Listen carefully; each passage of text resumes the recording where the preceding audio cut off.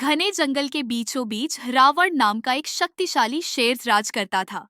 उसकी सुनहरी अयालन सूरज की रोशनी में चमकती थी और उसकी गर्जना से पूरा जंगल कांप उठता था। लेकिन अपनी ताकत के बावजूद रावण में एक कमी थी।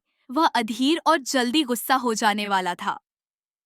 एक दिन जब वह नदी के किनारे शिकार कर रहा था, उसने चिंटू नाम के एक छोटे से खरगोशन को उछलते कूदते देखा।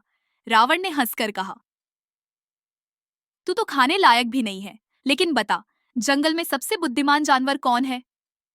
चिंटू मुस्कुराया और बोला, कछुआ कवि सबसे बुद्धिमान है।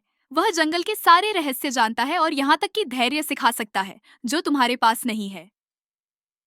रावण जोर से हंसा, धैर्य? मैं राजा हूँ, मुझे इसकी क्या जरूरत? लेकिन उसे जिज्ञासा हुई तो वह कवि से मिलने चल पड़ा। जब रावण नदी किनारे पहुंचा तो उसने कवि कछुए को एक पत्थर पर आराम करते देखा। रावण बोला, कहा जाता है कि तुम सबसे बुद्धिमान हो, मुझे कुछ उपयोगी सिखाओ। कवि मुस्कुराया और बोला, महान ताकत का कोई मतलब नहीं अगर तुम्हारे पास धैर्य न हो। देखो।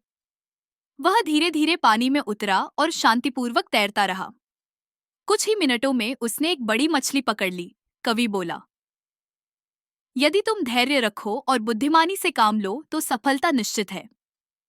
रावण सोच में पड़ गया। उसके शिकार अक्सर असफल हो जाते थे क्योंकि वह जल्दबाजी करता था।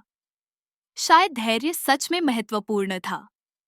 उस दिन के बाद रावण धैर्य से शिकार करने लगा, सही मौके का इंतजार करने लगा और समझदारी से जंगल पर राज करने लगा।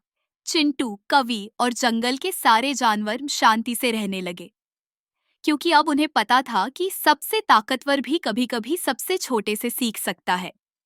और इस तरह महाशक्तिशाली रावण केवल बलवान ही नहीं बल्कि बुद्धिमान भी बन गया, एक छोटे खरगोश और एक बुद्धिमान कछुए की वजह से।